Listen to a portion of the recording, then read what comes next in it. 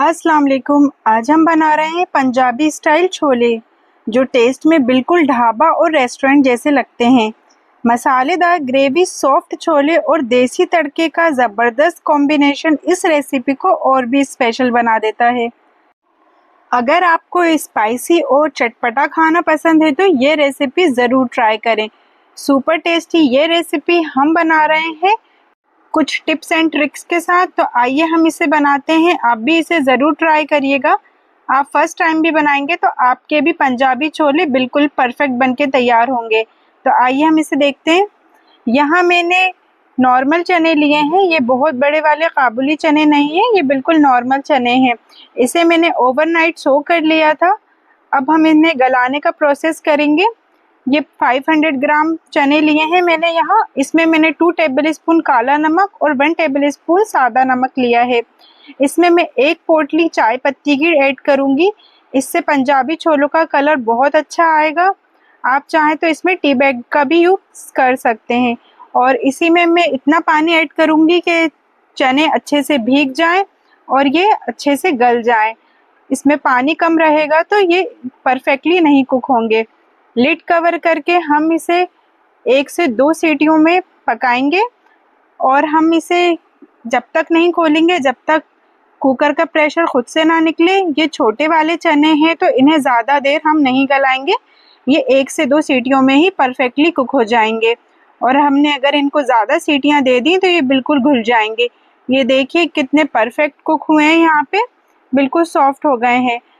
इनका tea bag भी हम निकाल के साइड में रख देंगे और जो हमारे चने हैं उनको पानी से अलग कर लेंगे।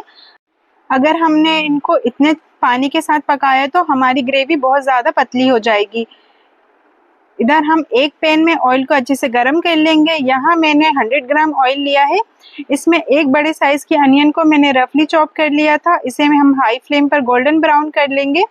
ब्लैक ब्राउन नहीं करना है हमें, बस इतना इसका कलर आ जाए।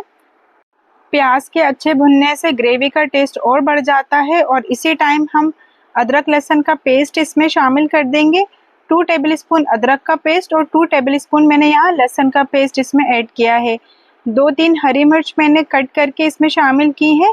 इनको हम मीडियम टू हाई फ्लेम पर अच्छे से भून लेंगे कि अदरक लहसुन का कच्चापन चला जाए और इसकी रॉ स्मेल ख़त्म हो जाए। इसे में हम 2 बड़े साइज़ के टमाटर इसमें कट करके ऐड करेंगे। ये मैंने देसी टमाटरों का यूज़ किया है, ये थोड़े से खट्टे होते हैं। इसी में हम 1 टेबलस्पून गरम मसाला पाउडर और 1 टेबलस्पून हम नमक इसमें शामिल करेंगे। नमक को हमने चनों को बॉईल करते टाइम भी ऐड किया था, तो आप थोड़ा सा ध्यान से इसमें नमक डालें, नमक कहीं ज़्यादा ना हो जाए। इसी में मैं 2 टेबलस्पून लाल पिसी मिर्च ले रही हूँ और यहाँ मैंने चने मसाले का यूज़ किया है 3 टेबलस्पून। इससे इसका फ्लेवर बहुत ही अच्छा आएगा। आलू को हम मीडियम फ्लेम पर भूनेंगे, इससे रिच फ्लेवर इसका आएगा। 15 से 20 मिनट तक हम इसे मीडियम फ्लेम पर भून लेंगे। थोड़ा सा पानी इसमें ऐड करें अगर ये पैन में चिपक रहे हैं तो। टमाटर जब तक सॉफ्ट ना हो जाए जब तक हम इन्हें भूनेंगे। और जब अच्छे से हमारा मसाला भुन जाए तो हम इसमें चने ट्रांसफ़र कर देंगे। इसको भी हम 5 मिनट तक अच्छे से हाई फ्लेम पर भून लेंगे कि सभी मसाले और चने एक जान हो जाएं। अगर आपको इसकी थोड़ी सी थिक ग्रेवी रखनी है तो आप चनों को थोड़ा सा मैश करके भी इसमें ऐड कर सकते हैं। यहाँ हमारे पंजाबी छोले बनके तैयार हैं। लास्ट में हम इसमें 2 टेबलस्पून इमली का पल्प ऐड करेंगे। आप चाहें तो इसमें अमचूर पाउडर भी ऐड कर सकते हैं। गैस का फ्लेम ऑफ करके हम इसे 15 से 20 मिनट रेस्ट के लिए रखेंगे कि मसाले और भी सेट हो जाएं और इसका टेस्ट और भी ज़बरदस्त आता है। हरे धनिया से हम इसे गार्निश करेंगे। लिड कवर करने के बाद हम इसे रेस्ट के लिए रख देंगे। गरम गरम पंजाबी छोलों को सर्व करें भटूरे, नान, कुलचों के साथ। आपको मेरी रेसिपी कैसी लगी कमेंट्स में ज़रूर बताएं। वीडियो को लाइक, चैनल को सब्सक्राइब ज़रूर करें और पंजाबी छोले ज़रूर बनाएं। अल्लाह हाफिज़।